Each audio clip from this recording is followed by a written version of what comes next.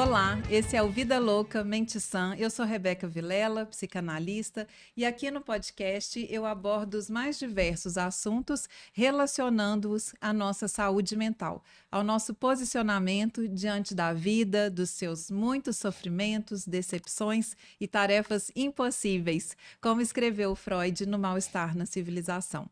E vamos começar agora sobre como esse mal-estar se manifesta na maternidade. As dores e delícias de ser ou não ser mãe. Eis a nossa questão de hoje.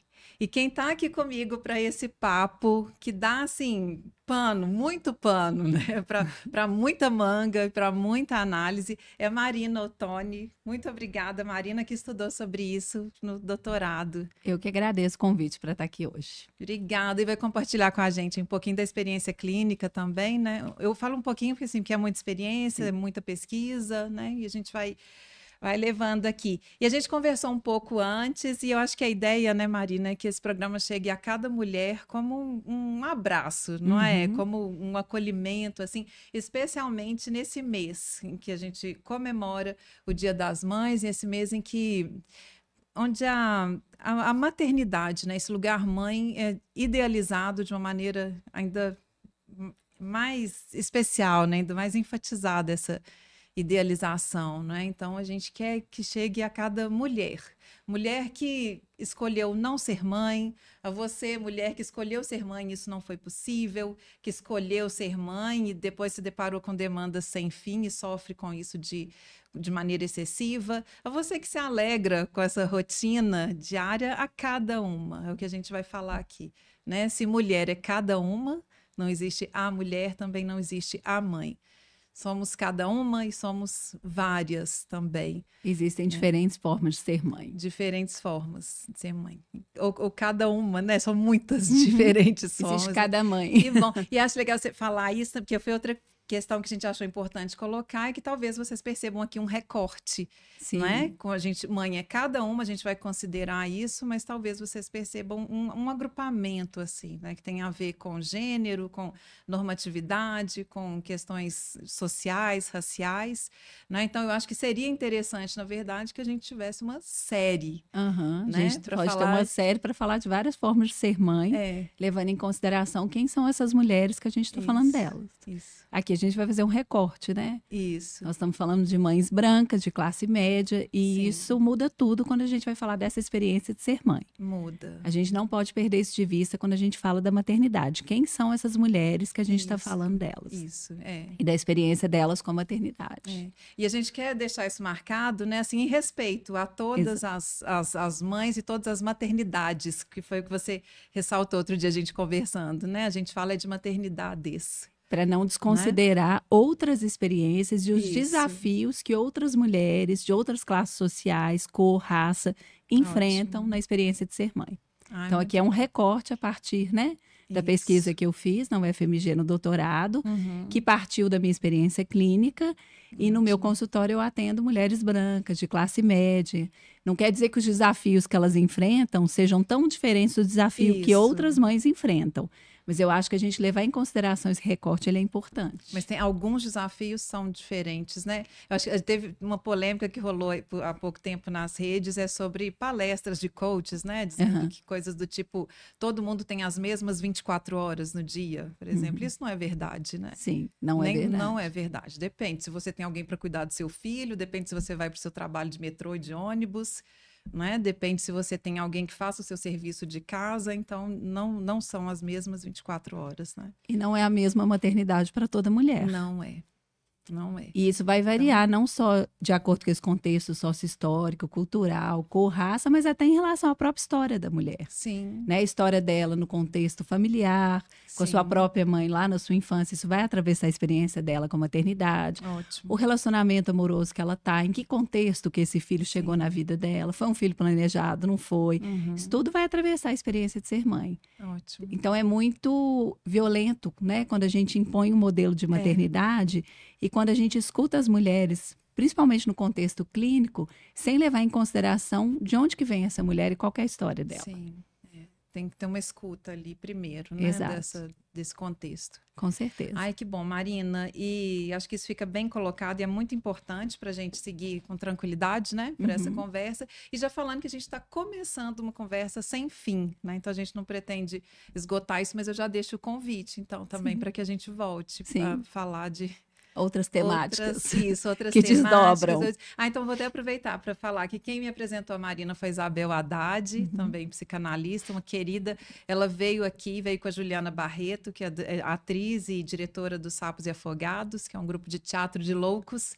E foi uma conversa linda e gostosa demais também sobre psicanálise e arte, sobre teatro e loucura. E a gente já está programando também outros programas, o spoiler, para ela vir para a gente conversar sobre questões atinentes ao universo feminino. Sim. Esse universo, né, que é o feminino, e aí você fica convidada também. Eu acho que hoje a gente está praticamente abrindo essa série, né? Não, a maternidade e o feminino desdobra um monte de assunto, não né? É? Como você falou, é assunto que não acaba mais, né? Não acaba. A maternidade você pode desdobrar aí vários temas, né, que tocam inclusive a questão do feminino, porque não tem como falar de maternidade sem falar da questão da mulher. Sim. Né? Eu acho que uma coisa está implicada na outra, e aí é assunto que não acaba mais, não né? acaba, que delícia, adoro esses assuntos que não acabam. E a gente convida, então, todo mundo para conversar com a gente, né? Para as mulheres se manifestarem também e participarem dessa conversa aí, né? Com certeza. Se colocando também. Eu escrevi alguma coisinha aqui para a gente abrir esse papo, que a gente já abriu, delícia. Já começamos. Já começamos. Então, é o seguinte. Mãe, palavra que o imaginário humano alimenta. Enigma, paradoxo, lugar sagrado, quase o da mãe de Deus, endeusamento que aprisiona. Paradoxo, função sagrada, servir à sua majestade o bebê, padecimento em demanda sem fim. A mulher que gesta no próprio organismo, físico ou não, e idealiza e imagina formas e cores para o fruto do seu ventre, de repente se depara com um outrinho. E se depara com um estranhamento, e isso angustia, porque a promessa é de identificação imediata, de reconhecimento instantâneo do amor maior. E assim, numa erupção de hormônios e emoções, irrompe a culpa por esse assombro. E o esforço para ser a mãe onipotente. Na melhor das hipóteses, um terceiro impede que a boca da mãe crocodilo se feche e, na melhor das intenções, devore o bebê para que se completem. Ainda que esse feito se dê, o laço mãe-bebê vai acompanhá-los até o final da história. Por vezes amarrado, impedindo a tessitura de cada um. Outras vezes enodado, dando espaço para o desejo de cada um. É isso. Então, Marina, bora começar sobre esse tema que é tão enigmático quanto o feminino que a gente falou. Eu queria que você começasse agora se apresentando, então, um pouco e falando do seu percurso, né, na clínica, onde você achar legal contar pra gente, até o doutorado. Tá. Então, eu sou a Marina Ottoni. Eu terminei ano passado uma pesquisa sobre o mal-estar na maternidade, lá na UFMG. Essa pesquisa, ela partiu da minha experiência clínica, atendendo mulheres no consultório que buscavam uma análise em função de um sofrimento com a chegada do filho. Essas mulheres contrariando aí as expectativas sociais. A maternidade não chegou para elas com uma alegria, um entusiasmo, mas com assombro, como você colocou no seu texto, como um susto. E diante da chegada desses filhos, elas apresentaram quadros de depressão, de pânico, de ansiedade, muito significativo, ao ponto de serem medicadas. E elas vão para análise para entender um pouco por que a chegada do filho, que foi tão esperado, tão desejado, tão planejado, trouxe esse sofrimento. Essa é a sua pergunta, é a pergunta que você levou. Né, é a pergunta que me levou para o doutorado, né? Eu queria entender que sofrimento era esse que essas mulheres estavam trazendo.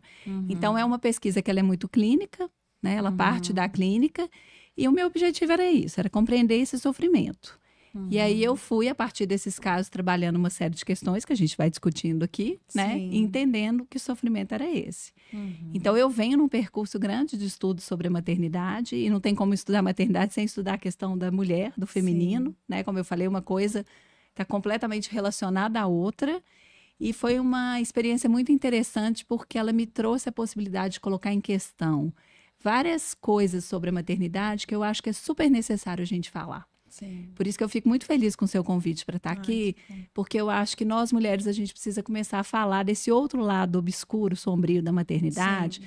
que eu acho que é extremamente violento isso que a nossa sociedade ainda sustenta com tanto afinco, Sim. que é essa romantização, essa idealização da maternidade, porque isso não dá espaço para as mulheres que sofrem falarem do seu sofrimento. Sim. Normalmente elas vão falar disso no consultório dos analistas, entre quatro paredes. E ainda assim demora um pouco para falar, né? Para se sentir autorizada, para se autorizar, né? Para se permitir falar que esse lugar traz sofrimento, né? Exato, elas vão com muito medo e aí é muito interessante esse ponto que você trouxe, porque eu escrevo muito sobre isso, inclusive no meu Instagram, e já recebi pacientes dizendo assim, eu vim aqui porque eu vi que você fala sobre isso, então você vai me entender.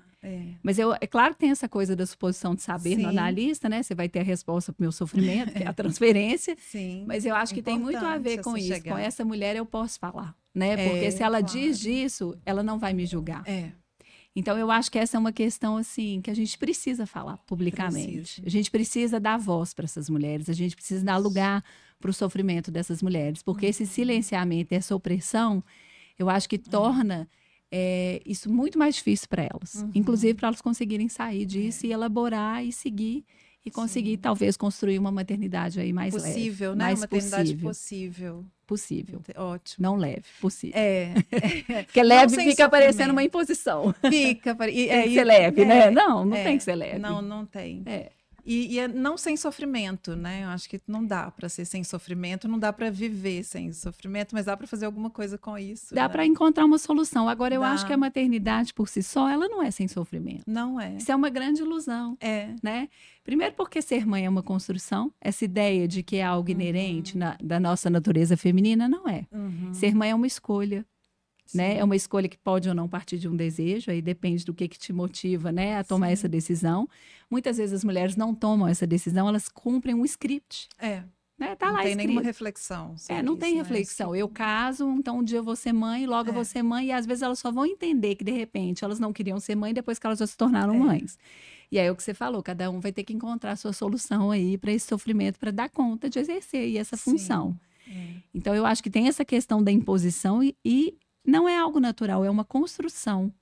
Que é um processo... eu não tenho instinto materno, é isso que você está falando. Não é um instinto. Não, eu não acho que a gente tem instinto materno. Eu acho que nem instinto nenhum, né? Não, eu acho, por isso que é tão sofrido, porque não tem uma cartilha. Não é natural. Não, né? Quando você fala o instinto, para mim eu entendo o instinto assim, como se a gente viesse ao mundo munido de um conhecimento, não sei se a gente vai falar um conhecimento, um saber, não sei. Algo que nos capacita a exercer aquele papel, ou aquela função. Como nós não temos instinto, eu acho que a gente se depara com não saber. A gente se depara com vazio. A gente precisa construir essa maternidade.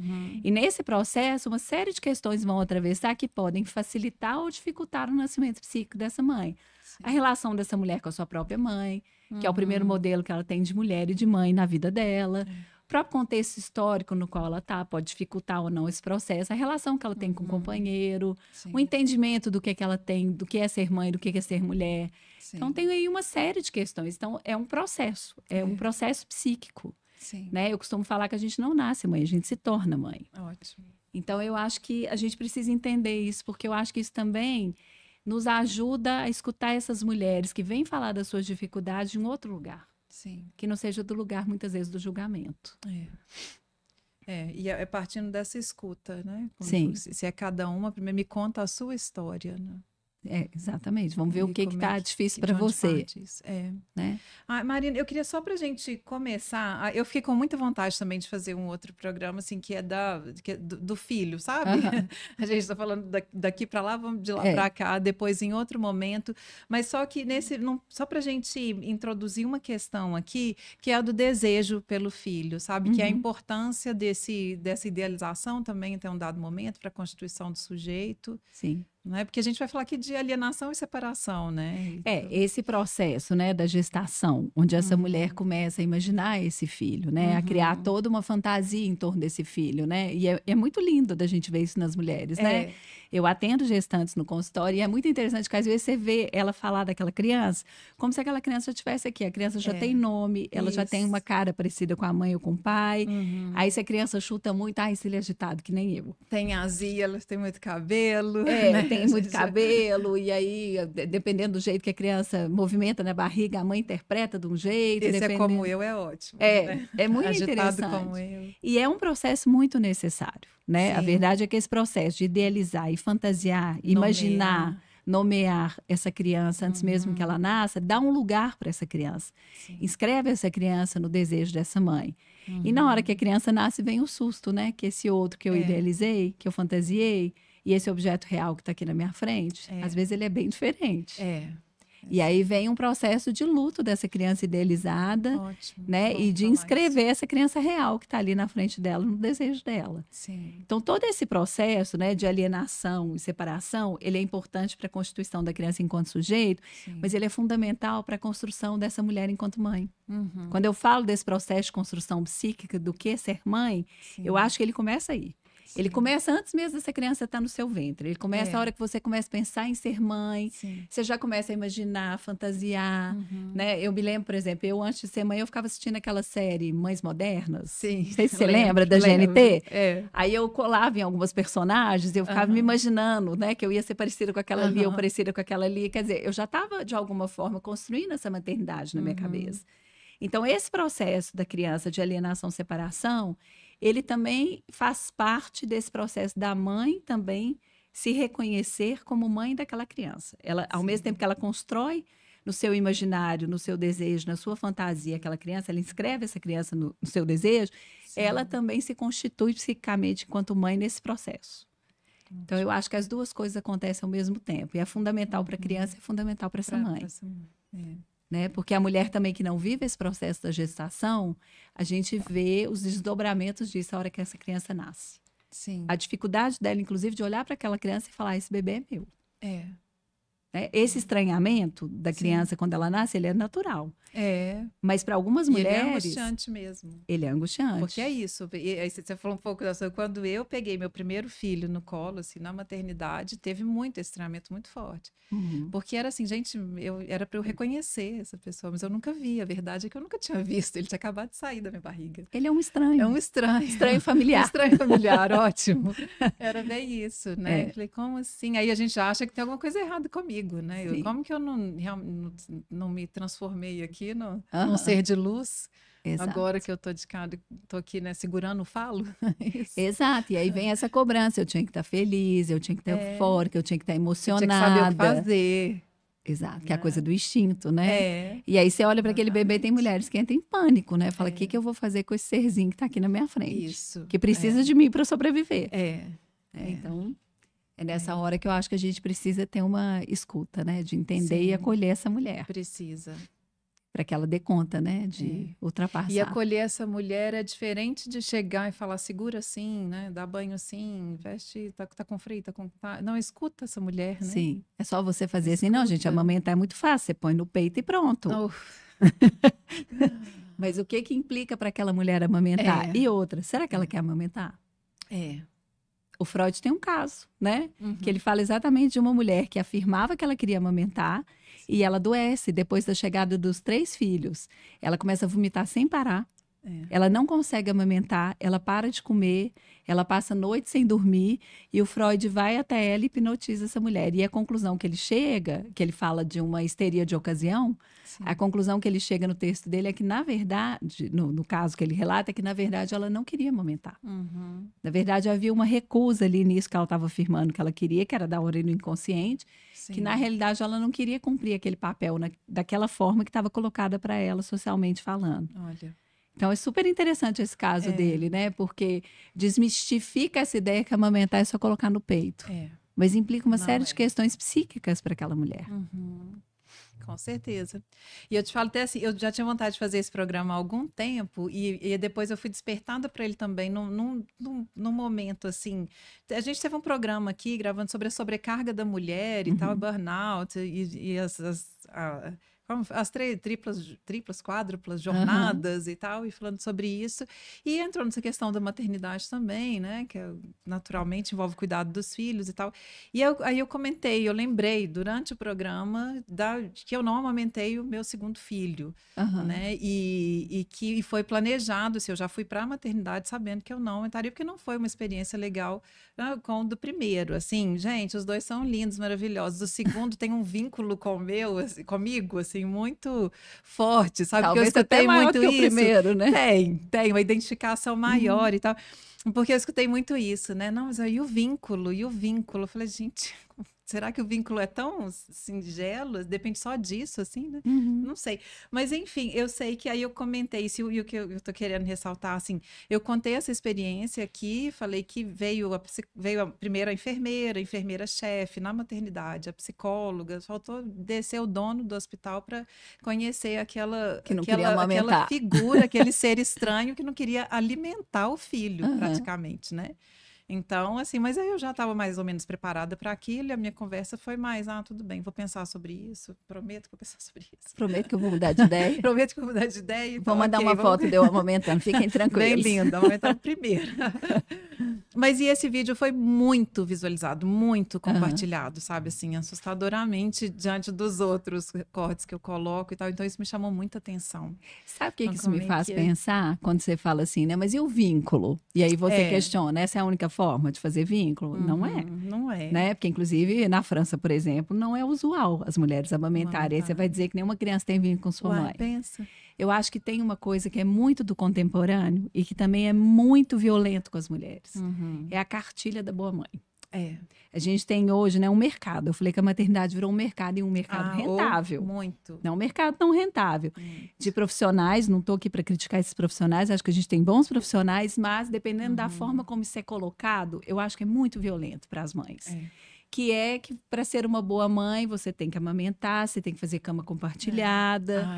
E por aí vai uma série, né, de teorias de como se aquilo garantisse um bom vínculo e garantisse uma maternidade perfeita, sem furos ou falhas. Sim. E não existe maternidade perfeita sem furos ou falhas. E antes de começar o programa, a gente estava conversando, dizendo o quanto que é prejudicial para uma criança, né, aquela mãe que está ali procurando ser a mãe perfeita, que não pode falhar, cheia e que ela está ali o tempo todo, né? Por exemplo, o Winnicott fala, a mãe suficientemente boa é aquela que se torna desnecessária, não é aquela que está ali o tempo todo, né?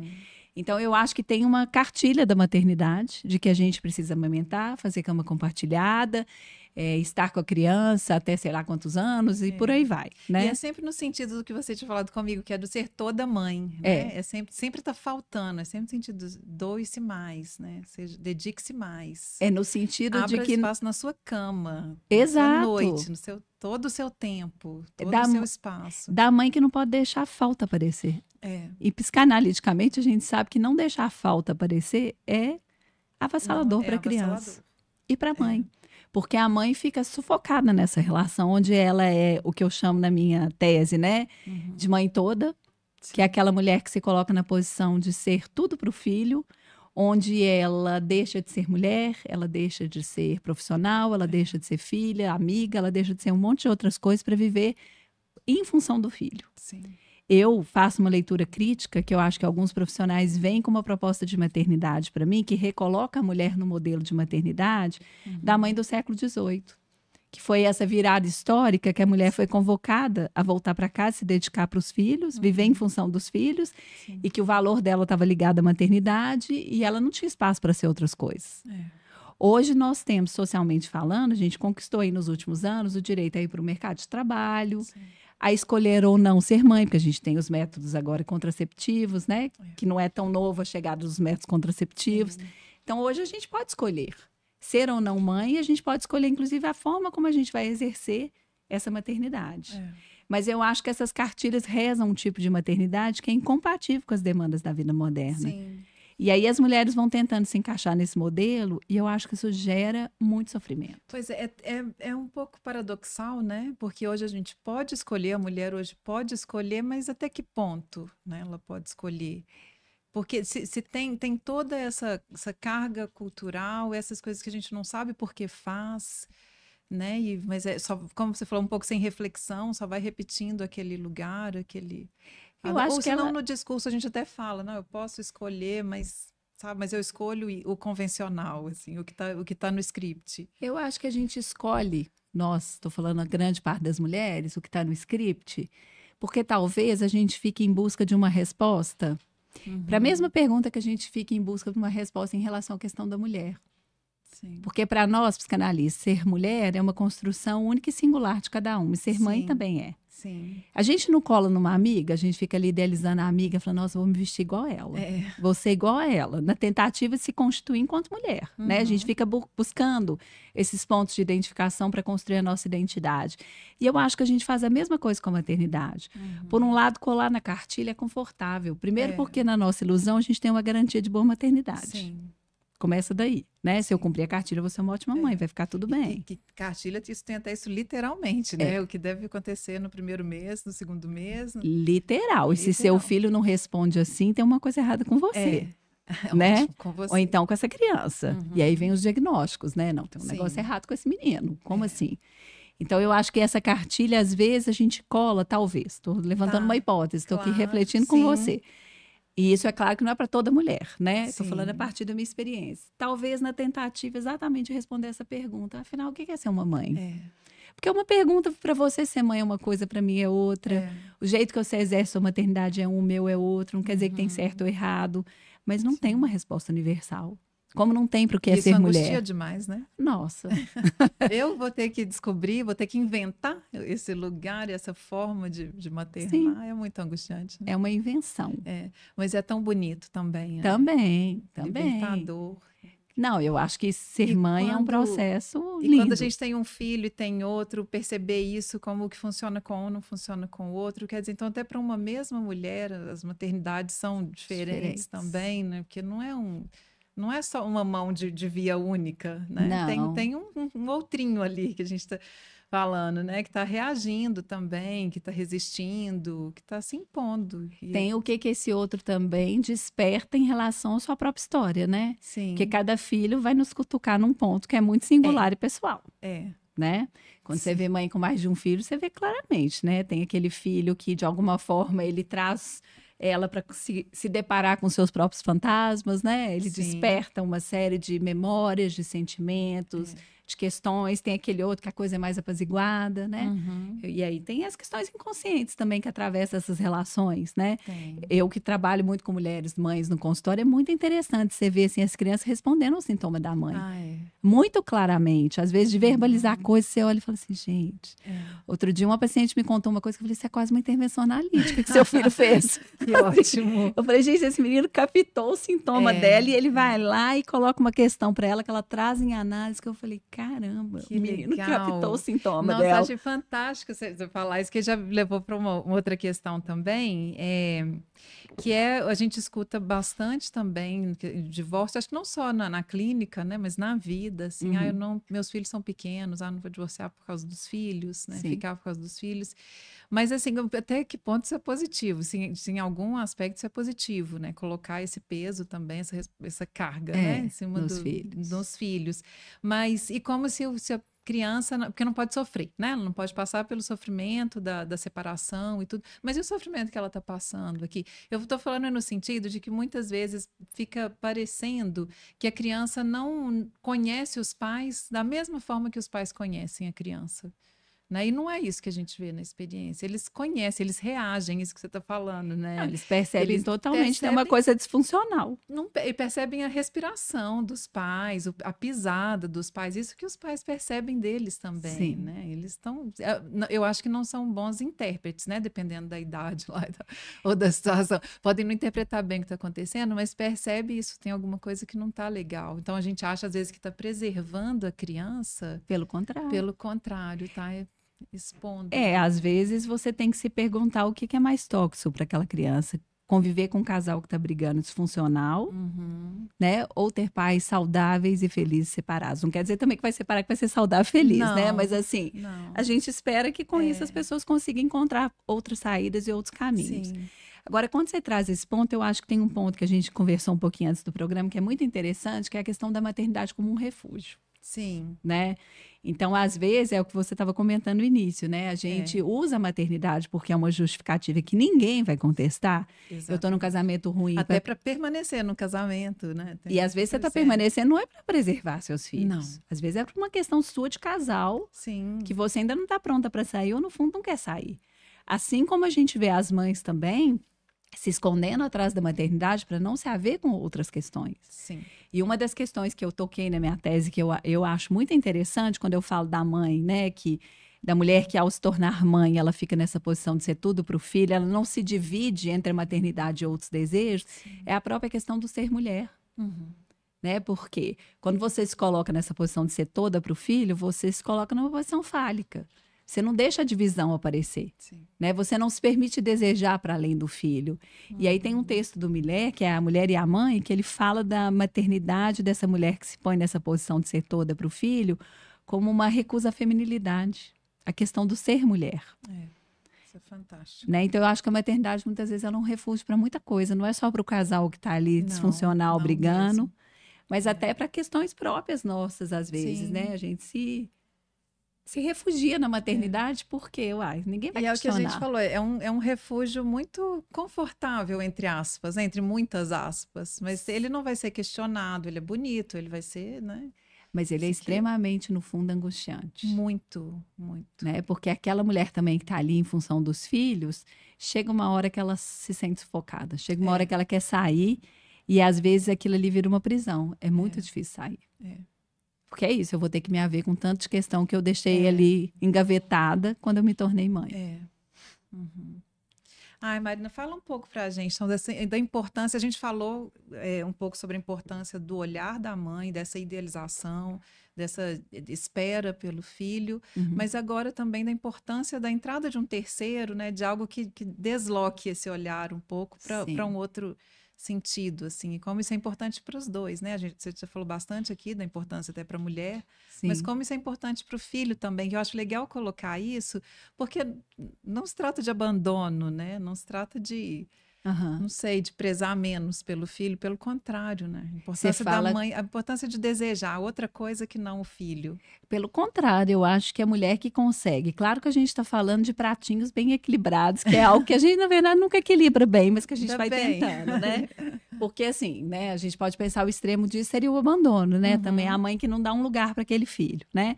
Mas eu acho que a mãe que não dá um lugar para aquele filho, né? Que não consegue investir libidinalmente naquele filho, que não consegue se ocupar daquele filho, eu acho que ela é tão prejudicial quanto a mãe também, que se ocupa demais desse filho. E aí é fundamental a gente ter um terceiro que entre. A gente sempre pensa no pai, né? Que é esse homem que vai vir, que vai fazer esse corte, né? O que está posto na psicanálise, né? Que, na verdade, o pai vai castrar a mãe, ele não vai castrar a criança, né? Ele entra na relação para dizer para essa mãe assim, aqui, ó, vem cá, você tem que ser mulher também, você tem que ser outras coisas. Isso. Eu entendo a entrada do pai como convocando essa mãe a ocupar também a posição dela de mulher na relação com esse homem, né? E a gente sabe psicanaliticamente o quanto isso é importante para essa criança criar uma identificação com o pai. Mas e quando não tem um pai? Para que a criança procure outra mulher. Uma outra mulher. Beleza, nós estamos falando do Édipo, né? A gente está falando de uma normalidade. E quando não tem o pai? Tem o pai. E quando você tem duas mulheres, dois homens, uma mãe solo, um pai solo, que eu nunca vi, mas eu imagino que exista. Não conheço, não. Se você conhecer, você me fala. A gente tem que pensar nessas novas configurações familiares, porque senão a gente fica presa também nesse ideal de família. Aí é um estereótipo também, né? Pai, mãe, filho. O que eu penso? Eu acho que esse terceiro, ele não necessariamente é um homem, né? Ou uma mulher, no caso de uma mulher, né? Que tem aí uma parceria, né? Homoafetiva. Eu acho que o mais importante é que essa mulher descubra algo que ela possa desejar, que ela possa se ocupar, que ela possa redirecionar essa libido que está tão colocada nesse filho para além. Por exemplo, vou dar um exemplo, um doutorado para mim é um terceiro. Né? Eu fiquei 4 anos fazendo uma pesquisa, né? Eu me vi vários momentos super dividida, né? Entre estudo ou fico com meus meninos, né? Tem uma foto que eu pus no meu Instagram que eu acho que ela é muito simbólica, que é eu sentada estudando e meu menino mais novo veio Ele sentou assim atrás da minha cadeira, botou a mãozinha assim na minha cabeça e me abraçou. Ai, aí a foto sou eu lendo e o meu filho. E aí eu postei e escrevi assim, investir na minha tese ou ficar com meu filho? Eis a questão. O que é isso? É a divisão, né? Então, assim, o que é importante para a criança é que essa mãe se apresente como um sujeito dividido. Que ela sinalize de algum jeito para essa criança que, olha, você não é tudo para mim. Eu amo você, mas o meu desejo ele tá para além de você. Isso. O problema é quando o desejo está posto só naquela criança. Né? Que é aí que eu acho que é o perigo para a criança e para a mãe. Né? A gente fala muito dos riscos disso, até falando em termos psíquicos, né? Sim. Para esta criança, mas isso também para mim tem um risco de um adoecimento enorme para essa mãe. Esse lugar que é tão idealizado pela sociedade, que é tão romanceado da mãe que vive para o filho, e tão tóxico para os dois lados, né? Tão prejudicial para os dois lados. Então, eu acho que essa entrada desse terceiro, se a gente for pensar no modelo de família tradicional, a gente vai falar, é o pai que precisa né, chamar essa mãe, que precisa se ocupar desse casamento, que precisa se ocupar dessa mulher, né? Mas a gente tem que lembrar que nem sempre o pai está ali. E aí? E é interessante, você está falando que é algo que convoca a mãe, mas tem a mãe também que convoca o pai, né, para esse lugar também, né? Porque às vezes a própria mulher convoca, né? Porque a gente vê também que às vezes numa triangulação, né, entre no caso uma triangulação que eu falo na história, né, a mãe, o bebê e o falo, às vezes o pai simplesmente se retira. Se retira. Ele deixa aquela mulher viver ali aquele gozo, aquela simbiose com aquela criança. Isso. E ele vai cuidar da vida dele, né? Até aqui, eu coloquei no início a figura da mãe crocodilo, né? Porque é uma figura que o Lacan traz, né? Que é a mãe crocodilo carregando o bebê, né? Na bocarra dela, exato. Né? E que tem esse terceiro que vai colocar um bastão ali, bastão, a foto é exatamente isso, né? Um bastão impedindo dessa boca fechar, né? E tem isso também, né? Às vezes a mulher, ela quer sair disso, mas esse outro que tá ali fora, ele tá cuidando de outras coisas, né? Que às vezes acontece, por exemplo, num relacionamento que não está funcionando, né? E tem homens também que têm muita dificuldade quando a mulher tem filho, de alguma forma ficar um tempo, porque isso é muito real, excluído dessa relação, né? E às vezes ele vai embora mesmo. O índice de casamentos que terminam nos primeiros anos dos filhos são altíssimos. Você olha isso em pesquisas, é muito alto. São tantas histórias, né, que acho importante isso que a gente falou no início mesmo, de considerar que é cada história, né? Exato. Porque tem essa que você está colocando, tem a mãe que às vezes não permite a entrada do pai. Né? Não, tem a mãe que não permite. Eu não permite nem que o pai, nem o cuidado, né, prático. E nem que se aproxime dela também, né? Que é a mãe que realmente ela se blinda nessa função de mãe e ela não consegue exercer outros lugares, outros papéis, outras funções, né? Então tem isso também, né? A gente tem N situações. E é muito interessante, tem uma passagem do Lacan que ele fala, que eu achei essa passagem tão interessante, que ele fala que o que leva um homem a desejar ser pai passa pelo amor que ele tem por uma mulher. Porque a mulher, né, ela pode desejar ser mãe independente do parceiro com o qual ela esteja, ou até se ela tiver com parceiro. Hoje você tem mulher que vai no laboratório e engravida, né? O homem, o Lacan fala isso, o desejo dele pela paternidade passa pelo amor que ele tem por uma mulher, passa por essa inscrição que ele faz dessa mulher enquanto esse objeto causa de desejo. E aí é muito interessante você pensar isso, né? Porque, assim, também essa convocação do homem para ocupar o lugar dele de pai passa pela relação que ele tem com essa mãe enquanto mulher. Porque a gente vê isso também. Às vezes o homem não dá conta de ocupar o seu lugar. De exercer função paterna. Pensando, inclusive, a função paterna é nesse outro que vai fazer esse corte. Às vezes ele se desloca. Né? Então, a gente tem uma série de configurações que resultam, às vezes, em muito sofrimento. E vamos lidar com isso, né? Sim. Cada um, a importância de conhecimento, dessa escuta mesmo, né? Para saber o que fazer em cada caso. Exato. Ai, Mariana, eu queria que falasse mais um pouquinho, que você falasse pra gente dessa questão da desconstrução do ideal, sabe? Tanto em relação ao filho que chega e em relação a essa mãe que, de repente, eu descobri que eu não sou. Eu acho que a maternidade... Que eu não quero ser... De repente, e esses N casos. Ou que eu não dou conta de ser. Eu não dou conta. Eu acho que essa desconstrução desse ideal, né? O do filho, eu acho que passa muito por essa mulher mesmo se deparar com esse real, que é esse filho, né? No sentido assim, à medida que essa criança vai crescendo, pelo menos a gente espera que seja assim, ela vai se tornando um sujeito. E ela vai se colocando. E às vezes para as mulheres que ficam presas nesse filho imaginário que ela criou e nesse filho que ela idealizou, e essa idealização tem uma questão aí muito narcísica, né? O Freud fala disso no texto do Narcisismo, né? Ele fala que as projeções que a gente faz nos filhos tem muito a ver com as nossas questões. Sim. Com aquilo que a gente gostaria de ter recebido não recebeu dos nossos pais, o que a gente gostaria de ter sido não foi, realizado e não realizou, ou realizou e quer que o filho seja esse é um ponto que é tão fácil de ser visualizado, né, nas relações. Sim. É? Ou a gente quer que aquele filho seja uma imagem e semelhança nossa por uma questão puramente narcísica. Uhum. Então, eu costumo dizer que o processo de ser mãe e ser pai também, eu acho que ele implica um luto. Tá. Né, assim... E eu acho que esse luto vem muito desse processo mesmo, desse serzinho que vai se tornando um sujeito, que vai se colocando, que vai começando a dizer o que ele quer, o que ele não quer, o que ele concorda, o que ele não concorda. E às vezes, para algumas mães, isso é insuportável. Né? E aí a gente tem que entender também, assim, por que é tão importante para ela que aquele filho realize aquilo e do que ela não está conseguindo abrir mão. Uhum. Porque muitas vezes esse ideal diz muito mais sobre ela do que sobre o filho. É muito mais sobre ela do que sobre o filho. Sim. E para além disso, eu acho que a maternidade ela é um luto, nesse sentido que a gente falou agora no início, né? A gente romanceia como essa experiência linda, maravilhosa. Eu não estou dizendo que não seja linda e maravilhosa. A maternidade tem um lado muito lindo. Eu acho que é uma virada na vida das mulheres, né? Eu acho que a gente descobre coisas, né? Assim, eu falo que a maternidade é um inconsciente a céu aberto, né? Ótimo. A gente se depara com uma série de questões que eu acho que a maternidade nos coloca para bater de frente, que talvez outras experiências não nos levariam para esse lugar. É uma experiência radical, né? Radical. Eu acho que é um divisor de águas, né? Sim. E eu vejo muito isso no meu consultório, assim. Às vezes eu tenho mulheres que eu já atendia antes de engravidar e eu vi essa mulher engravidar, ter filho, voltar depois do filho. Nossa, é impressionante como que a análise dela dá um giro, né? Mas eu acho que tem um luto, sabe? Assim, porque a gente idealiza essa experiência. Sim. Idealiza muitas vezes a partir das referências que a gente tem em torno da gente, né? A nossa própria mãe, uma tia, uma avó, né? E eu acho que tem um luto. E não só o luto da maternidade que eu idealizei, mas tem um luto também do próprio corpo, de quem eu era antes de ser mãe, né? Porque é unânime isso também, né? Como que a gente não se reconhece mais nesse corpo? Como que a gente não se reconhece mais no nosso guarda-roupa, nos lugares que a gente ocupava na nossa família? Eu falo que é quase um processo parecido com a adolescência. Ótimo. Sabe, assim, de quem eu sou para o outro já não sou mais, de como que eu transito na minha família. Um Rubicão ali se atravessa, né? E vai para o outro lado. E isso às vezes é árduo, às vezes é difícil, né? Porque, assim, eu já ouvi de várias mulheres assim, eu tô com saudade de mim. Ah, é.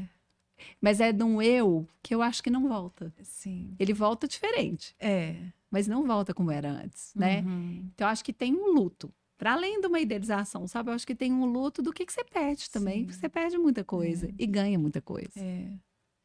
E você falou uma palavra aí um pouco antes, que é silenciamento.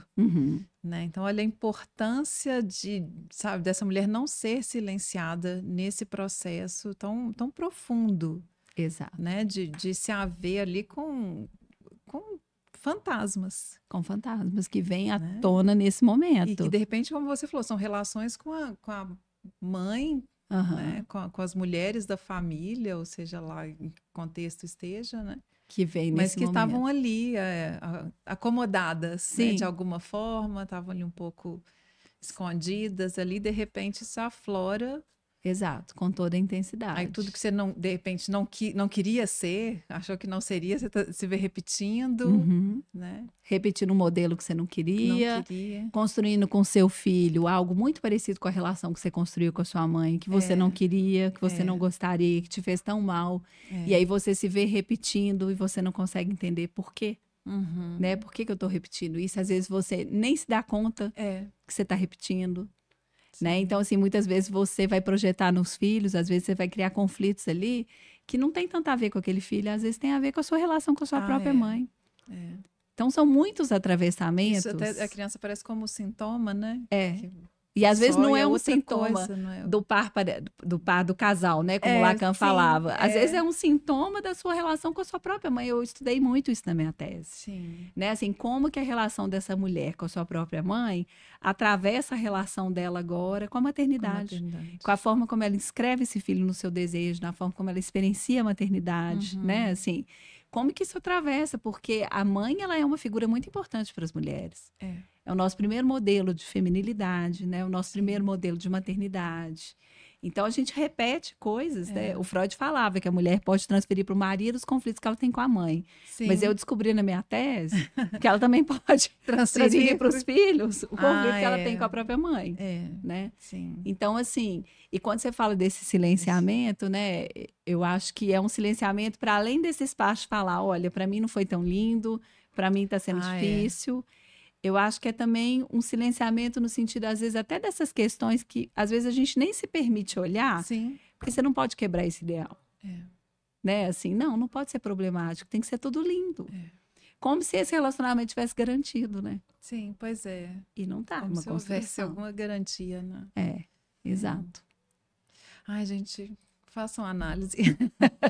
Conclusão do programa. Não é? É que antes eu brincava, gente, quem não, é quase que na vida prática, assim, minha mãe foi muito importante ali nos primeiros dias dos meninos, aquele cuidado, pra gente chegar para eu dormir um pouquinho mais, de cuidar de alguma coisa. Então eu brincava assim, gente, quem não tem mãe, como é que faz? Socorro, né? Socorro. Mas assim, às vezes tem uma outra pessoa que ajude ali, né? Tomara. Sim. Mas tem, agora eu já fico aqui, uma brincadeira, assim, entre aspas, né? Mas que é essa, de como é que pode passar por isso sem análise. Né? Mas eu acho que a análise, não é querendo fazer propaganda, não. Nem de análise, nem de psicanalista. Não mas eu acho que a análise, nesse momento, ela ajuda muito. Eu acho que ela é um grande benefício para a mulher. Sim, porque a gente descobriu assim, que falar sobre esses lugares misteriosos, né, que temos em nós, isso pode ser libertador também. Isso assusta mesmo, né? Sim. Dá um medão de chegar ali nesse vazio. Exato. Né? E aí, mas essa construção ali da borda e tudo isso é muito bonito, né? É muito bonito. E é único. E você descobrir, não, eu vou construir aqui com um filho de uma forma, com o outro de outra forma. Ou até para a gente avançar um pouquinho, então, também. Ou para construir isso sem um filho, né? Como assim, sem um filho? Eu não quero ser mãe. Sim. Não quero ser mãe. Lembrando que no início a gente falou que quer contemplar também essa mulher aí que não quer, e aí? Sim. Até para chegar à conclusão que esse é um papel, uma função que eu não quero na minha vida, né? Que para mim não faz sentido, né? Mas eu acho que hoje são poucas mulheres que se perguntam e que bancam. Eu acho, ainda são poucas que bancam assim mesmo, sabe? Não vou ter, não quero ter. Eu tenho conhecido algumas, mas elas ainda são muito massacradas. Eu tenho um caso na minha família, né? De uma prima que tá dizendo por aí que não quer ter filho e a família tá horrorizada. Como assim? Ela deve estar sofrendo o que eu sofri. Que ser é esse estranho? Eu quando falei que não ia aumentar, né? Que ser estranho é Exato. Porque o papel da mulher ainda está muito atrelado à maternidade. Não, e é colocado um certo pânico, assim, né? E você vai se arrepender depois. Sim. Né? Não vai ter jeito mais. Exato, não vai ter volta. Como se não existisse outras formas de ser mãe, que você pode adotar. Por que a adoção não pode ser uma maternidade legítima? Né? A maternidade é sempre uma adoção, não é? Total. Toda mãe, biológica ou não, tem que adotar esse filho. E por adoção, eu entendo essa inscrição desse filho no seu desejo. Não há garantias. Fato de você gestar, parir e até amamentar. Isso não garante a adoção se deu. Não garante essa inscrição desse filho nesse desejo. Não garante que você vai se inscrever psiquicamente como mãe dessa criança. Não garante. A maternidade é uma adoção. Porque, no final das contas, tirando toda a parte romântica da coisa, é um relacionamento como qualquer outro. Cheio de ambivalências, contradições, ambiguidades. Você vai construir aquele serzinho. Chegou, você olha para ele, você estranha. Aquele estranho familiar. Você vai começar a conviver com ele, você vai começar a se apaixonar. Como você começa a conviver com outras pessoas, quando você conhece o seu companheiro. Você começa a conviver com ele aos poucos, você vai se apaixonando por ele, por N motivos, que às vezes a gente nem explica. É a mesma coisa que acontece com uma criança. Eu naturalizo mesmo, não acho que é diferente disso. Não, eu acho ótimo. E você está falando, eu estou pensando que eu estou vivendo isso agora com 2 gatinhas. Estranhando e ao mesmo tempo. Nisso, de repente estou lá, cheia de alergia e sem saber como é que eu vivo sem as gatinhas, não tem jeito mais, só estou aprendendo a lidar com a alergia. E não mandar as gatinhas embora. Não tem jeito mais. Elas vieram para ficar. Vieram para ficar. Eu não sabia também, né? Mas foi assim. Amor à primeira vista. Você é brincando com a coisa do naturalizar, né? Que a gente já leva para a questão mais animal. Sim. Né? Nossa, tem tanta coisa aqui. Então a gente já falou que ser mãe, então você está me contando aqui que não é uma experiência de completude, né? E de satisfação total. Então tá tudo bem se eu não me sinto assim. Esse é um ponto importante. Tá tudo muito bem, né? Esse é um ponto importante também, que é uma coisa que eu também toco na minha tese, que eu também acho importante, né? Sim. E isso você encontra todo o Lacan falando disso, né? No seminário 4 e 5 ele fala disso, né? Ele fala o seguinte, que é um engodo, essa ideia, né? De que esse outro é o meu objeto de completude, que esse outro me completa, né? E nós vivemos essa ilusão quando a gente se torna mãe, né? Quantas amigas eu não visitei que falaram, nossa, eu nunca me senti tão plena. É isso. Aí, de repente, você vê essa amiga que se sente tão plena, me ligando e falando assim, pelo amor de Deus, vamos sair que eu não aguento mais ficar aqui. É isso. Porque é isso, né? Não existe esse objeto, esse outro que vai me completar. Não existe. E a criança não é esse objeto, né? A mãe a coloca nessa posição na tentativa de encontrar isso que a gente busca a vida inteira, de várias formas. A gente busca isso num casamento, a gente busca isso num trabalho, né? Enfim, a gente está o tempo todo tentando encontrar alguma coisa que vai tamponar essa falta, que é estrutural, né? E a gente fica ali tentando encontrar alguma coisa que tampa esse buraco. Que tanta angustia, que a gente vê as pessoas falando disso no consultório de diferentes maneiras, né? E o filho entra também nessa série de objetos que a gente tenta colocar para tampar. A criança, por sua vez, que é o que o Lacan fala isso também do lado da criança, que é interessante, ele fala, a criança é um ser desamparado, que precisa desse outro para viver, para sobreviver, e ela vai tentar, de alguma forma, responder ao desejo dessa mãe, né? Ela vai tentar se encaixar, ser esse objeto. Mas tanto do lado da criança quanto da mãe, é uma grande ilusão. Por isso que chega uma hora que, por mais que a mulher esteja ali mergulhada na maternidade, né? Assim, por mais que ela tente ser só mãe, chega uma hora, né, que aquilo angustia. Chega uma hora que ela começa a se deparar com a necessidade de sair dali. O que é a angústia? É um encontro com a falta. Exatamente porque aquele outro não completa. E aí a culpa, né, enorme. Fala, nossa, como eu quero sair daqui? Exato. Eu não deveria querer. Afinal de contas, me disseram que isso era, né, o mais importante. Era o ápice da experiência humana na Terra. Né? Exatamente. Era assim, a grande... Não tem nada mais lindo, mais sublime, mais maravilhoso que ser mãe. Então, tem uma coisa errada comigo. Tem. Eu tinha que estar... Uma coisa muito errada. Eu tinha que bastar, né? Nessa relação com esse outrinho que está aqui. Sim. E aí vem a culpa. Agora, eu acho que essa ideia, ela é uma ideia que foi socialmente construída e que, embora hoje você tenha mulheres que estão aí falando, ela ainda está muito viva na sociedade, né? Eu acho que a gente ainda alimenta muito isso, né? Eu acho tão importante falar disso. Eu comentei com você outro dia, porque é uma questão que me pega também. Aí vamos falar da feminilidade, que é essa questão da relação da mulher com o corpo, sabe? É uma pergunta também que eu faço. Se não é só no discurso que a gente se coloca com essa autonomia toda sobre o próprio corpo, sobre as próprias regras, sobre a exposição ou não, sabe? Ou se a gente não continua na prática ali, seguindo a mesma cartilha, vamos usar a palavra aqui, que é dessa, não, eu estou me expondo para que alguém veja, é sempre, né? Mas eu falo assim, porque tem um homem também desejando, né? Nesse sentido bem antiquado mesmo, como sempre foi. Sim. Mas porque a gente continua se mostrando do mesmo jeito, se expondo, dançando e tudo. A gente, assim, estou generalizando, né? Mas assim, mas só que agora com esse discurso de, não, eu faço isso para mim, eu faço isso porque eu quero. Será? É só uma pergunta. Meu corpo, minhas regras. Meu corpo, minhas regras. Será que é meu corpo, minhas regras? Aí quando coloca assim, não, agora eu decido se eu vou ser mãe, será? Sabe? Eu acho que a gente ainda está muito alienada e é muito difícil, né? Porque nós somos seres de cultura. Freud já falava isso, a gente vive em sociedade. Isso aqui acabou de alienar a gente totalmente, né? Esse tal de rede social, de Instagram, acabou de... Sim, o tanto de coisa que chega, né? Fechar a grade com a gente lá dentro. Assim, né? O tanto de coisa que a gente é bombardeado o tempo todo e que às vezes a gente vai absorvendo esse monte de coisa que chega sem se perguntar se aquilo faz sentido. Cadê eu nisso aqui, né? O que faz, o que não faz? Quais são as minhas escolhas aqui nisso? Sem peneirar. E é muito difícil, né? A verdade é demais. A nossa experiência enquanto ser humano, ela é atravessada pelos discursos sociais, pela cultura, pelo contexto que a gente está. Eu coloquei na minha tese um capítulo sobre a história da maternidade até a atualidade e eu fui super questionada na banca, porque isso aqui não é psicanálise, isso aqui é história, antropologia, sociologia. Uai. Mas o que eu coloquei foi, mas não tem como falar de maternidade sem dizer que época é essa que a gente está vivendo e como que os discursos atravessam a nossa experiência de ser mãe. Né? Eu não posso falar da experiência da mulher com a maternidade sem levar em consideração não só a história única e singular, particular dela, mas levar em consideração se ela é uma mãe branca ou não, né? Se ela é uma mãe de classe média, quais são os ideais, os discursos que chegam para ela, as exigências, as expectativas sociais. Você acha que a maternidade de uma mulher que vive no Brasil é a mesma que vive lá na África? Não é. Não mesmo. Não é. Até os discursos, as expectativas, né? Então, assim, eu acho que nós temos a obrigação, enquanto psicanalistas, de estudar a subjetividade na nossa época. Lacan já falava isso.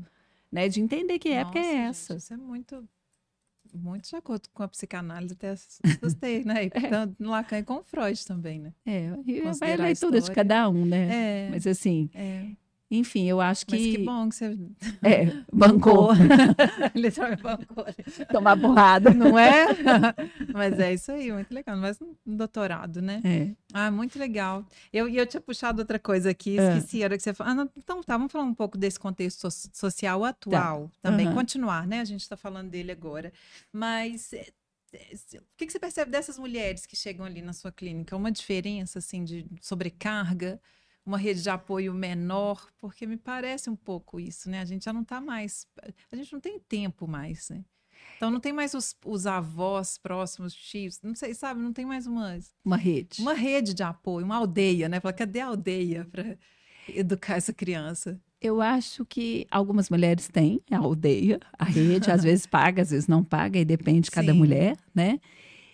O que eu acho é que tem hoje também, eu estava primeiro falando dessa mãe que se aliena no filho, né? Que mergulha na maternidade, que tem dificuldade de sair desse papel, mas tem o outro lado. Tem o que eu chamo das supermulheres. Que eu acho que é uma resposta também a um imperativo contemporâneo de que você tem que dar conta de tudo. E aí essas mulheres, elas vão fazendo triplas, ou quádruplas que falam, sei lá, jornadas, né? Porque é isso, eu tenho que ser a profissional de sucesso, a mãe prescrita nos manuais, né, dos profissionais, a mãe ideal, a mãe perfeita, que é incompatível com a mulher que quer ser além de mãe, na minha opinião, né? E aí eu tenho que ter o corpo perfeito, eu tenho que ser amante perfeita para o meu marido, eu tenho que ter uma vida social ativa, né? Então, assim, eu tenho que ser super antenada com tudo, ler sobre tudo, então eu tenho que ser tudo. E aí, nesse ser tudo, essa mulher cai numa vida louca, né? Seu programa é Vida Louca, Mente Sãs. Aí ela fica com a mente nada sã. E enlouquece, né? Porque, assim... Então, o que eu acho desses discursos contemporâneos hoje, eu acho que eles chegam em dois sentidos. Tanto num de resgatar esse ideal de maternidade, que para mim é lá do século passado, e que inclusive coloca a mulher como a principal cuidadora do filho. Cuidar é uma função da mulher, não é do homem. E aí a gente vê esse grande conflito dentro das famílias, né? A mãe que quer que o marido entre, o marido acha que não tem que entrar, mas tem também a mulher que o marido quer entrar e ela não quer que ele entre, porque ela quer dominar, ela quer continuar tendo poder sobre aquele espaço, sobre aquele papel. Mesmo, ela quer bastar para aquele filho. Então, eu acho que essa mulher também, que tenta ser tudo, ela é tão adoecida quanto a mulher que também quer ser só mãe. Né? Porque, aí você pode pensar, que quer ficar no só mãe, né? Que você tem a mulher que quer ser tudo. Ela transita entre a maternidade, né? E o ser mulher, ser profissional. Só que eu acho que ela transita de um jeito também que ele é adoecedor. Porque é isso, ela quer se bastar. Ela não quer deixar a falta aparecer. Ela não quer deixar o furo aparecer. Então, aquela mulher que ela, ao mesmo tempo que ela quer ser um profissional de sucesso, ela quer levar e buscar o filho na escola, fazer dever com ele, levar ele no médico, fazer tudo. E ela arruma um jeito, por incrível que pareça, de fazer tudo isso que encaixar na agenda dela a custo da saúde mental dela. Aí ela adoece. Mental, física, né? Da saúde. Como um todo. Como um todo. E aí ela adoece. Então, eu acho que a gente tem dois imperativos hoje.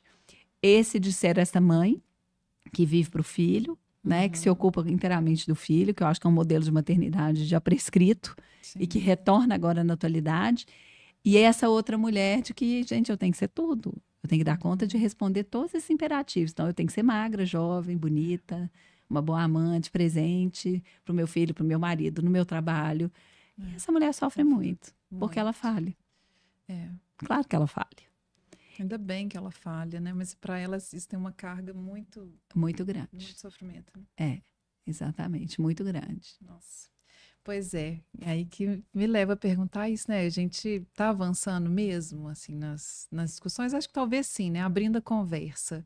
Mas na prática ali mesmo, sabe? Eu acho que tem mulheres avançando, né? Acho que é muito de cada um. Sim. Mas acho que a gente está avançando nas discussões. Isso já me deixa um pouco esperançosa. Sim, A gente está falando. Começa aí, né? A gente está aqui falando, né? Exato. Eu acho que talvez a gente esteja falando para pessoas que já também reflitam, né, sobre isso, mas fica aí também pensando uma forma de chegar em outros lugares, né? Eu acho que é um trabalho de formiguinha, aos poucos, né? E não é todo mundo que está aberto a discutir isso. Não é. Quebrar os ideais. Não é. O que mais? O que a gente podia falar mais?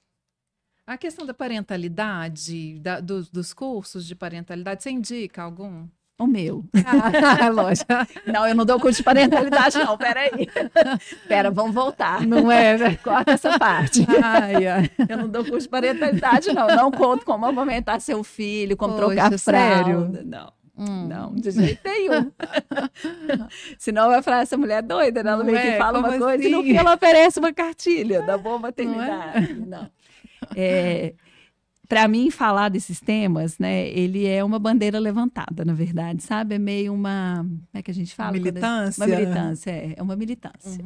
Porque eu como mãe, assim, né, porque eu tô aqui como psicanalista falando, mas estou também aqui como mãe e mulher falando, né? Eu sofri impactos muito grandes, assim, com a chegada do meu filho. Quando eu me dei conta, eu falei assim, gente, antes ninguém me notava na rua, agora é um tal de me parar para falar que o menino tá sem meia, que o menino tá sem, que o menino tá assim. E quando você tá sem o menino, para te perguntar, cadê o menino? Também, né? Cadê seu filho? Com quem que ele tá? Como assim você veio, mas ele é tão pequenininho, tadinho, você veio na festa e não trouxe ele, né? Assim...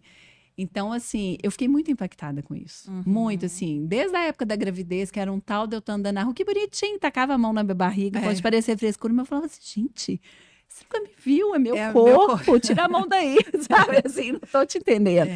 Então, assim, virou meio uma militância para mim, sabe? Porque, assim, eu comecei a pensar nessas questões do feminino, do feminismo, do patriarcado, do machismo, depois que os filhos chegaram. Sim. Os meus meninos chegaram. Então, para mim, é uma militância, né? Então, eu tenho falado disso em diferentes espaços, né? E gosto desses espaços como esse, porque não é só falar de forma teórica, né? É falar de outras maneiras. De vida, né? Estou falando de vida. E aí, até em função mesmo do mês das mães, que eu me propus esse mês, né? Por isso que eu gostei do convite a não ficar romantizando a maternidade, mas chamar a atenção para isso, né? Assim, de que é lindo, é transformador, mas também é muito sofrido. E a gente precisa parar para pensar nisso, né? Então, eu vou dar um curso dia 13 de maio pelo Pluralidades, né? Não sei se você conhece, é um espaço de cursos, acessa lá pelo Instagram, sobre o mal-estar na maternidade. E aí eu vou falar de uma forma bem psicanalítica, né? Mas acessível, que eu acho que a gente tem que falar de forma acessível. Então não é um curso para profissionais da saúde mental, não. É um curso para profissionais da saúde mental. Para psicanalistas, psicólogos, enfermeiros, médicos, pessoas que trabalham com esse público e que se interessam. E a mulher que se interessa por esse assunto também, mas é de outra área? Não, ela pode fazer. Pode, né? Que se ela estiver interessada em ouvir falar do mal-estar na maternidade, ela pode fazer também. Que bom. Porque eu acho que é isso, a gente precisa, né? Eu acho que a gente precisa falar disso. A gente precisa colocar isso em xeque, porque senão a gente vai seguindo esta cartilha, né? Sim. E aí, quando você colocou sua pergunta, né? Será que nós estamos, meu corpo, minhas regras, mas por outro lado as mulheres estão expondo o corpo? Será que tem alguma coisa que está mudando, né? Sim. Eu acho que é isso. Às vezes também a gente, no afã de responder, né? De querer provar que as coisas já não são como antes, às vezes a gente cai no mesmo lugar. Cai no mesmo lugar.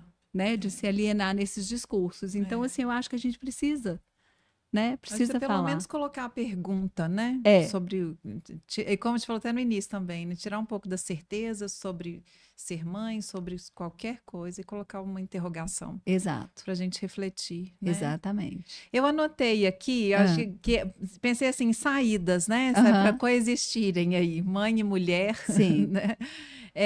Eu lembrei da Jacinda Ardern, né, que foi a primeira-ministra da Nova Zelândia, que fez maior sucesso, né? Também foi uma super líder na pandemia, sobretudo, em momentos muito de crise. E foi mãe ali, naquele processo de governo. Mas não, sabe, bancou ali esses dois lugares, né? Sim. Até chegou um ponto que ela não quis mais, também fez uma outra escolha, né? Falou, agora não mais. Mas eu achei legal, assim, eu lembrei dela preparando isso tudo e que fique como uma inspiração para cada uma também inventar a sua forma, né? Exato. A gente tem também no Brasil a Manuela Dávila, né? Que fez a campanha dela para a presidência da República, com a filha amamentando a filha publicamente, levando a filha para as reuniões políticas. Ela até escreve sobre isso, eu li o livro dela, é bem interessante. Ela fala disso, né? Sim. Quando você fala de soluções, né? Eu falo que a solução ela é única. Cada uma vai ter que encontrar a sua saída diante desses impasses, desses conflitos que a maternidade coloca. Principalmente na contemporaneidade, por quê? Não sei se é um pouco de fantasia minha, de ilusão minha, mas eu fico pensando assim, como hoje nós podemos ser, né, além de mãe, outras coisas, né? A gente pode, por exemplo, se realizar profissionalmente, né? E às vezes você amar o que você faz, eu acho que é tão gratificante quanto você amar um filho, né? Você se realiza com aquilo, você se realiza numa profissão. Eu acho que esses conflitos ficam ainda maiores.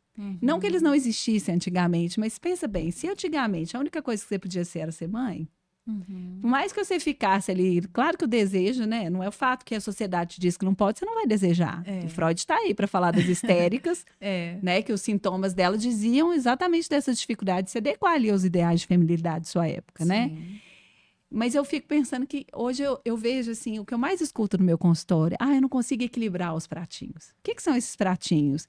São os desejos que a gente tem, que às vezes eles conflitam. Né? Você quer ter uma profissão, você quer investir nela, mas aí você tem seu filho com 1000 demandas, você fica ali tentando se desdobrar. Aí tem seu marido que te cobra, tem os pais que estão envelhecendo e por aí vai, né? Muita coisa. Mas eu fico pensando assim, que eu acho que hoje esses conflitos, eles aparecem de uma forma talvez mais visceral. Primeiro porque a gente está exercendo o direito de ser outras coisas além de mãe, né? E aí vem a sociedade nos cobrando que a gente também seja uma mãe perfeita, e isso às vezes é incompatível. E aí que vem o desafio. Cada uma vai ter que encontrar o seu ponto de equilíbrio. E vai ter que fazer as suas escolhas. E vai ter que arcar e ainda com isso. Considerar que o ponto de equilíbrio não quer dizer que vai descer da corda bamba, né? Não. Às vezes é viver na corda bamba. Viver na... aqui eu tinha muitas brincadeiras, usava muito isso aí. Como é que a gente faz para dar conta aí de... Às vezes é dando conta, sim, né? Uma hora você cai para um lado, isso é o mal-estar, mal-estar, né? Isso é o mal-estar. Onde estão suas pulsões, seu desejo, onde está a sociedade te impondo, te reprimindo também, né? Exato, e não existe. O Freud fala isso, gente. Não existe vida sem mal-estar. Não. É uma ilusão. Vou encontrar... Né? Tem hora que eu falo isso lá no consultório, existe o ponto de equilíbrio? Será que vai chegar uma hora que essa corda vai ficar... Pois morreu, né? Se você for pensar naquele... Como é que é aquele aparelho lá? O cardiológico, né? Uai, é verdade. A hora que ele fala assim, você morreu. Acabou a vida. Então, você achar o ponto de equilíbrio... na melhor das hipóteses, é aí na corda bamba que a gente... Exatamente. É na corda bamba que a gente vai viver. Sobre a terra, é na corda bamba. Né? Isso. Gostei. Isso. Qual que é a solução? Você rir disso, pelo menos um pouquinho, gente, para suportar, né? As medidas paliativas, né, que o Freud cita ali também no mal-estar, vamos encontrar aqui seja a arte, né, seja o estudo, como a gente brincou aqui antes, né? Exato. Saídas. E talvez a saída é aprender a viver na corda bamba. Não é? Cada uma na sua e entendendo até onde você suporta também essas oscilações, né? E aí você vai encontrar formas de não deixá-las tão oscilações para não ficar tão desconfortável, né? Eu acho que a gente brincou com essa questão, a gente não está aqui fazendo propaganda antiética. Semana que vem eu vou até gravar sobre a ética da nossa profissão, na psicologia, né? E como é que a psicanálise entra nisso aí. Mas a gente não pode deixar de falar sobre a importância desse lugar, né? Desse lugar onde você vai poder falar de uma maneira... Você vai encontrar uma outra escuta. Sim. Né? Que não é a da mãe, que não é a do amigo, que não é a do parceiro, é uma outra escuta. Uma escuta que a gente espera que seja neutra, né? Uma escuta neutra. E que vai... É se escutar quase, né? Quase não, na real ali, né? E localizar qual vai ser o seu ponto de equilíbrio. Porque não é nem o meu, nem o seu, nem o da outra. É cada um com o seu. E fazer as pazes com isso e descobrir nisso uma beleza. Isso. Né? Isso é assustador, mas na hora que você vai se achegando ali, vai descobrindo um espaço muito bonito, que é de construir essa borda, né? Sim, e construir disso aí que tá aí. Construir a maternidade possível para cada uma. Ótimo. É isso. Ai, Marina, obrigada. Eu que agradeço. Que delícia. Ó, a gente ficaria aqui, né? Tem muita coisa ainda assim, né? Anotada aqui, mas vamos fazer o seguinte: você já falou lá, né, do Pluralidades, Sim. desse curso que é o Mal-Estar na Maternidade. Aí, né, o pessoal quiser continuar escutando um pouco mais de você. Aí fala do seu Instagram também. O meu Instagram é o marina.ottoni. Eu escrevo sobre temas relacionados ao feminino, maternidade. Adoro escrever. Sim, ótimo. Então, o pessoal pode, quem quiser também estiver interessado em ler mais um pouquinho sobre o assunto, tem várias coisas lá. Ai, que bom, bacana. E eu espero lançar minha tese em breve, eu ainda estou me organizando. Ai, que bom, quem sabe, né? Um livro, publicar para a gente ler também, né? E, é isso, então já fica o convite para você voltar. Vamos. Eu acho que a gente, de repente, fazer esse link aí com outras questões do feminino também, acho que pode ser bem bacana. Né? Como você falou, dá muito pano para manga. Dá muito pano para manga. Dá muito programa. Não é? Dá. E que delícia. Tem muitas mulheres que pedem isso e outros temas também, né? Relacionados à mulher, que eu acho que é muito importante. Sim. E é importante a gente marcar isso aqui, né? Que são assuntos delicados mesmo, a gente considerar também o nosso furo, a nossa falha e saber que a gente não vai conseguir abordar tudo, e que bom, né? Que a gente não vai abordar tudo e nem da melhor forma, porque qual que é a melhor forma, né? Ainda bem. Então a ideia desse programa aqui, né, é isso, é construir junto. Exatamente. Construir junto mesmo, assim. E no fim entender que cada um constrói a sua solução, né? Um cartel, né? Vamos estudar junto aqui, no final cada um produz. Isso. Cada um sai com a sua produção. Sai com a sua produção. É isso aí. Muito legal. Obrigada. Eu que te agradeço, foi ótimo. Obrigada. É isso, pessoal. Obrigada. Então, acompanha a gente também, Vida Loucamente Sã e o Estúdio Leste, no Instagram, no YouTube, e vem conversar com a gente. Beijo, até a próxima. Até.